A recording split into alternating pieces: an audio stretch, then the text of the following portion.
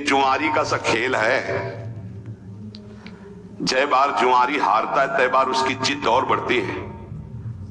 शायद अब की जीत जाऊं, अब की जीत जाऊं।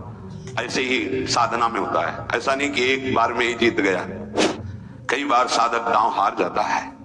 अच्छे अच्छे खिलाड़ी हार जाते हैं। बहुत गंभीरता से समझना, निराशा नहीं आनी चाहिए, नहीं तो फिर असली में हार जाएंगे हम। निराश तो नहीं होना दूं, ये हमारी प्रार्थना है।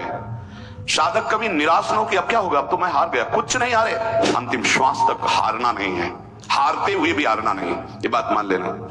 मैं हर बार कमर कसूंगा, अब की शायद जीत जाऊं, अब की शायद जीत जाओगे, निकल जाओगे। जब राग द्वेष की वृत्ति उत्पन्न हो तो साधक निराश ना होवे, अभी तो बहुत सावधान हो जाए, उदास ना होए, निराश ना। देखो ये जुआरी का सा खेल है। जय बार जुआरी हारता है तय बार उसकी जिद और बढ़ती है। शायद अब की जीत जाऊं, अब की जीत जाऊं। ऐसे ही साधना में होता है। ऐसा नहीं कि एक बार में ही जीत गया, कई बार साधक दांव हार जाता है। अच्छे अच्छे खिलाड़ी हार जाते हैं। बहुत गंभीरता से समझना, निराशा नहीं आनी चाहिए, नहीं तो फिर असली में हार जाएंगे हम। कई बार ऐसा होता है जीवन में, कई जगह राग हरवा देता है, हमको फिसला देता है। फिर एकदम सावधान हो। जैसे जुआरी की, अगर अब की जीत गए तो पूरी बाजी जीत जाएंगे, शायद अब की जीत जाए तो वो तो जीते ना जीते, जीता तो हारा, हारा तो हारा। और यहां हारा तो जीता और जीता तो जीता। ये अध्यात्म है। निराश तो नहीं होना दूं, ये हमारी प्रार्थना है। साधक कभी निराश न हो कि अब क्या होगा, अब तो मैं हार गया। कुछ नहीं हारे, एक नया अनुभव मिला हारने से। जानबूझ के मत हारना, अनुभव नहीं मिलेगा। फिर अगर फिसल गए हो तो अनुभव मिलेगा। कहां से फिसला, क्यों फिसला, आगे बढ़ूं, निराशा नहीं। और आध्यात्मिक ऐसा है कि जैसे जल में ऐसे मारा तो गड्ढा दिखाई दिया, हाथ हटा लिया, पूरा बराबर हो गया।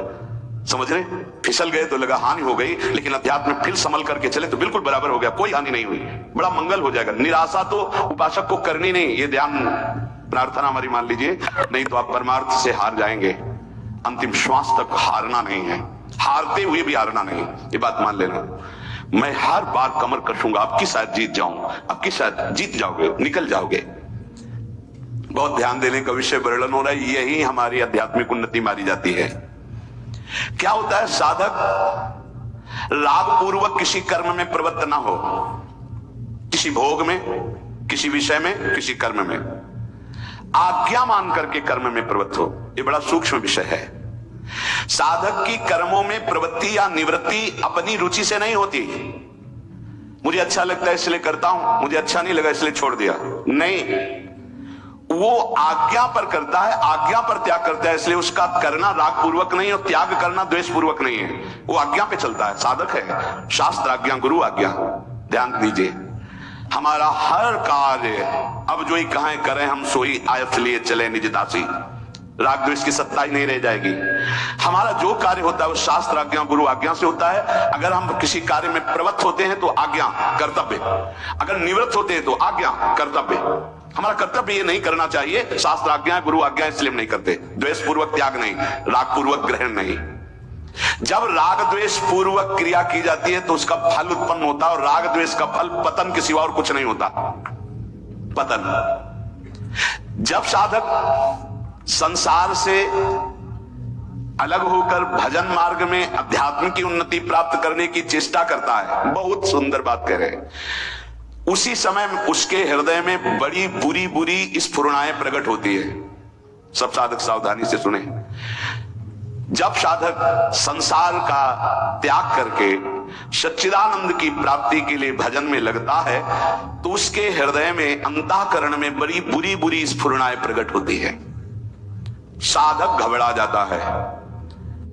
Here's to a new feeling. One where comfort follows your definition and every move feels weightless. Here's to unlocking absolute confidence. भगवान यहां आश्वासन दे रहे हैं साधक को, स्फुरणाओं से घबराना नहीं। इन स्फुरणाओं की सत्ता नहीं है कि तुम्हारा कुछ भी बिगाड़ सके। ये उत्पन्न हो रही हैं जो थी पहले, अब नष्ट हो रही हैं प्रकट हो करके। सिद्धांत है ये नष्ट हो रही है क्योंकि तुम भजन परायण हो। पर चूक अच्छे अच्छे से हो जाती, कोई समझ नहीं पाता नष्ट हो रही, वो उसी में तन्मय होकर नई क्रियाएं कर बैठता है, राग बन गया, संस्कार बन गया, यही चूक हो जाती। ध्यान देना, जब हम साधन भजन पे, तो हमारे अंदर गंदी गंदी स्फुरणाएं जो जन्म जन्मांतर की, अब हम उनको ये नहीं समझ पाते कि ये नष्ट हो रही है। हमारे अंदर काम आ रहा है, हमारे अंदर क्रोध आ रहा है, हमारे अंदर भोग आ रहा है, भोग की बातें आ रही, पुरानी बातें आ नहीं रही, वो नष्ट हो रही। अगर आप उनमें तन्मय होकर नवीन क्रिया कर बैठे तो संस्कार बन गया, मिटने की जगह बन गया, पतन अवश्यंभावी। अतः उपासक इस स्फुरणाओं को देखकर घबराए नहीं, आ नहीं रही, ये जा रही है। संसार का जब आप भोग करते थे तो इस स्फुरणाएं आ रही थी, तुम जान नहीं पाए, वो इकट्ठा हो रही थी। जब तुम संसार से मुक्त होने के लिए भजन शुरू किए तो अब वो जाएंगी, निकलेंगी, वो निकल रही स्फुरणाएं। अब भजन के बल से स्फुरणाएं खाली हो रही हैं। तुम स्फुरणाओं में चिपकना मत, पकड़ना मत, उन स्फुरणाओं के अनुसार संकल्प करके क्रियाएं मत करना, वो निकल रही है। साधक को चाहे अच्छी स्फुरणा हो या बुरी स्फुरणा, बिल्कुल न राग करना न द्वेष, दृष्टा मात्र बने रहना है। भजन क्या आ रहा है बस देखते चले जाओ। जैसे हम रास्ते में चल रहे हैं, बोर्ड में लिखा है ऐसा ऐसा ऐसा, तो पढ़ लिया, चल दिया, कोई मतलब तो है नहीं, तो हम ऐसे पढ़ रहे हैं अंतःकरण में, ये आई बुरी स्फुरणा, ये अच्छी स्फुरणा आई। ना हमको डरना है, न घबराना है, और न चिपकना है, न अच्छी स्फुरणा में न बुरी स्फुरणा में। क्या हुआ? राग द्वेष दोनों मिटते चले जा रहे हैं, क्योंकि अच्छी स्फुरणा राग की है और बुरी स्फुरणा द्वेष की वृत्ति पैदा करेगी। अभी जो हमारा हो रहा है राग द्वेष से नहीं हो रहा, गुरु आज्ञा से साधना हो रही है।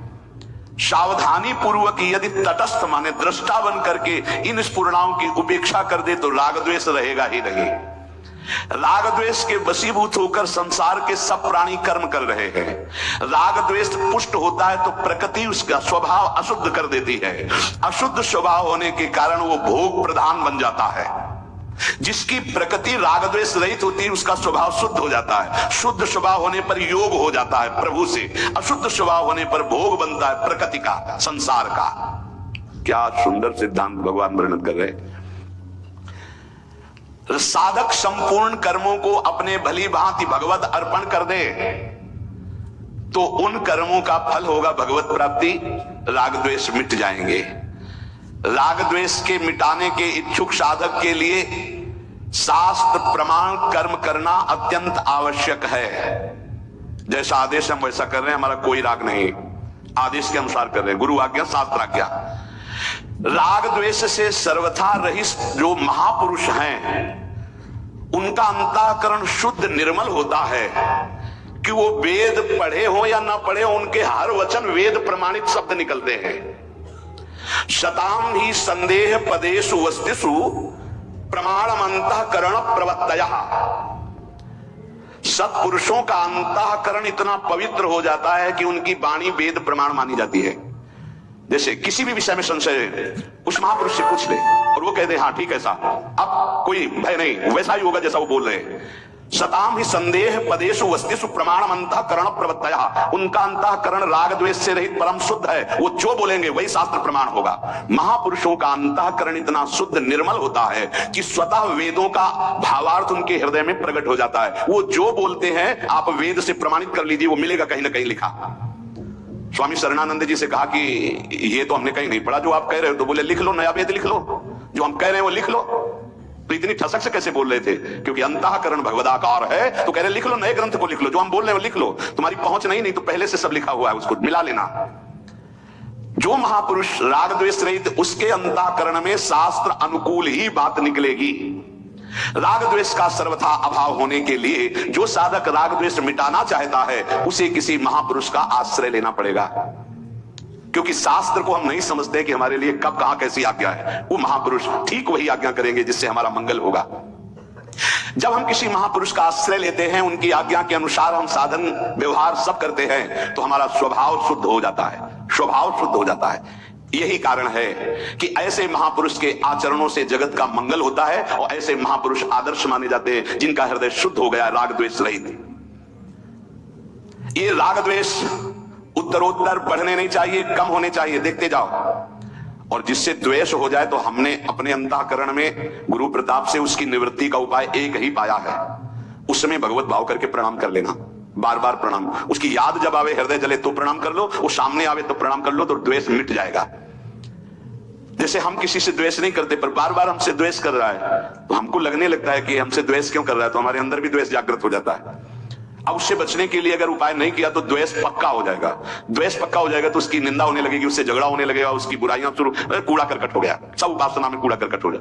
पहला कार्य, जहां देखे हे पतित पावन प्रभु, मैं आपको समझ नहीं पा रहा, प्रभु आपको प्रणाम है, आपकी ये द्वेष लीला हम नहीं समझ पाए, नाथ आप ही हो, बच जाओगे पक्का।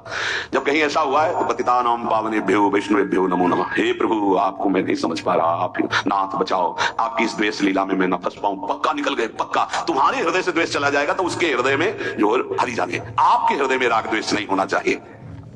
उपासक दूसरों को सुख पहुंचाने की जब लालसा कर लेता है तो बहुत जल्दी हृदय उसका राग द्वेष से रहित होता है। दूसरों को सुख पहुंचाए पर किसी से मांग के नहीं, चंदा बटोर के नहीं, यहां मना कर रहे हैं। मेरे द्वारा लोगों का कल्याण सुख हो, इसके बदले में मुझे रुपया एकत्रित करना है, भोग सामग्री मांग के एकत्रित करना है, यह सेवा नहीं होती, इसे सेवा नहीं कहते, ये वासना की पूर्ति कही जाती है। ध्यान दीजिएगा, दूसरों को सुख पहुंचाने से बहुत जल्दी राग द्वेष मिटता है, जिसे सेवा कहते हैं। पर सेवा दूसरों से मांग करके, भोग सामग्री एकत्रित करके अपनी मान बढ़ाई पुष्ट करना होता है, सेवा नहीं होती। कारण कि वो सुख भोग करना चाहता। मैंने सर्दियों में कपड़े बांटे, तुमने क्या बांटे? तुमने क्या बांटे? तुमने क्या सेवा की? कंबल तो किसी और ने दिया था, आप चुपचाप वहां जाकर के दे आए, ये आपके ऊपर कृपा हुई है, आप गर्व क्यों करते हैं? मैंने कंबल बांटा, दिया तो किसी और ने है, आपको देनहार कोई और है, देते रहते दिन रहन। तुम्हारे जीवन की पवित्रता बढ़ाने के लिए प्रभु ने तुमको यह अधिकार दिया कि जाओ तुम ऐसा सत्कर्म करो, अभिमान क्यों करते हो?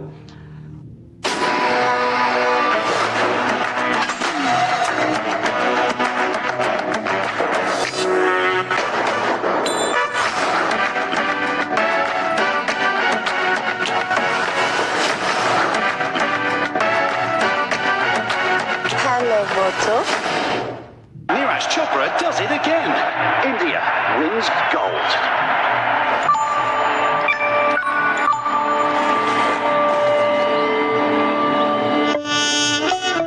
इंडिया की ये भूख बड़ी है, हर साल थोड़ी और बड़ी है। कभी एक से ही भर जाता था मन, अब इन आंखों को सपने बड़े देखने की आदत पड़ी है। अब हमें सिर्फ एक टुकड़ा नहीं, पूरा आसमान चाहिए। ये नया इंडिया है, इसे तो बस गोल्ड चाहिए। तो ब्रिटानिया दे रहा है हर इंडियन को मौका पेरिस जाने का। ब्रिटानिया खाओ, पेरिस जाओ। Scan the bag, play hungry for gold, top the leaderboard and win tickets to Paris. Britannia खाओ, पेरिस जाओ। मैं किसी को कुछ देता हूं ऐसा जिसका हृदय में भाव है, वो आसानी से मेरी बात नहीं समझ पाएगा कि सेवा धर्म किसे कहते हैं। सेवा उसे कहते हैं जिसके बदले में कुछ भी चाह ना हो। तुमने वस्तु दी और वो तुम्हें धन्यवाद बोले, तुम्हारे आगे झुके, तुम्हारी अनुकूलता में चले, तो सेवा कहां हुआ? ये तो व्यापार हुआ। सेवा का तात्पर्य है कि हमने जो कर दिया सेवा, तो लौट करके आपके व्यवहार को नहीं देखा, आपने उसके बदले में क्या व्यवहार किया उसको लौट के नहीं देखा। जो सेवा के बदले में थोड़ा भी चाह करता है वो सेवा नहीं है। सेवा राग द्वेष को मिटाने में समर्थ है। नहीं महाराज जी, सेवा तो धन से होती है, वस्तुओं से होती है। वस्तु और धन के बिना सेवा किसकी बनेगी? और आप कह रहे सेवा करने के लिए धन और वस्तु की किसी से मांग नहीं करनी चाहिए। स्थूल वस्तुओं से उत्तर, स्थूल वस्तुओं से, धन से, भोग सामग्री से कर्म होता है, सेवा नहीं। बड़ा सूक्ष्म विषय है। कर्म से बंधन होता है, सेवा से मोक्ष मिलता है। कर्म से राग द्वेष पुष्ट होता है, सेवा से राग द्वेष मुक्त होता है। सेवा, तुम्हारे पास जो भाव है, तुम्हारे पास जो सामग्री है, उतने से ही तुम मुक्त हो जाओ। सेवा ये नहीं कहती कि चंदा मांग करके करो। सेवा ये नहीं कहती कि दूसरे को प्रभावित करके ये बढ़ता है, यहाँ ये बढ़ता है, यहाँ ये बढ़ता है। जो शास्त्र कह रहा है राग द्वेष मुक्त होने के लिए, हम यहाँ भगवत प्राप्ति की बात हो रही, जिनका लक्ष्य भगवत प्राप्ति है। तुम्हारे पास जो भाव है, तुम्हारे पास जो सेवा सामग्री, उसी से तुम्हें मुक्त होना है राग द्वेष से। जो वस्तुओं से सेवा का भाव किया जाता है वो कर्म बनता है, सेवा नहीं। स्थूल वस्तुएं जितनी तुम्हारे पास है उतने से तुम्हें सेवा का अधिकार है। जैसे तुम एक शॉल ओढ़े हो, कोई थर थर कांप रहा है, अपना सवाल उड़ा दिया, तो 1 करोड़ कंबल उड़ाने का जो फल है वो तुम्हारे सवाल के बराबर नहीं होगा, क्योंकि तुम्हारे पास एक ही था। तुमने अपने शरीर की परवाह न करके उसको उड़ा दिया। ये तुम्हारा राग द्वेष से मुक्ति का कारण बनेगा। समझना, आपने 50 लोगों से संग्रह किया, आपके सैकड़ों लोगों को उड़ा दिया, तो अंदर से देखना तुम्हें गर्व जागृत होगा कि हमने सैकड़ों गरीबों को कंबल उड़ाए। तो तुम्हारा आम पुष्ट हुआ या राग द्वेष नष्ट हुआ? बड़ा सूक्ष्म विषय है, देखना। जब अंतःकरण में वस्तु का महत्व होगा तो स्वामी भाव आएगा, सेवक भाव नहीं। ये बड़ा सूक्ष्म विषय है, चाहे कोई जाने या ना जाने। जब वस्तु का महत्व होगा तो सेवा भाव नहीं, स्वामी भाव आएगा। मैंने उसको ये दिया, मैंने ये किया। और जब वस्तु का महत्व नहीं होगा, भाव का महत्व होगा, तब सेवा बनती है। हम 4 रुपए सब्जी के लिए जा रहे थे, रास्ते में देखा कोई बहुत कष्ट से तड़प रहा है, उसे अस्पताल ले गए, 4 रुपए पूरे के पूरे लगा दिए और नमक रोटी खा लिया, बहुत बड़ी सेवा बन गई।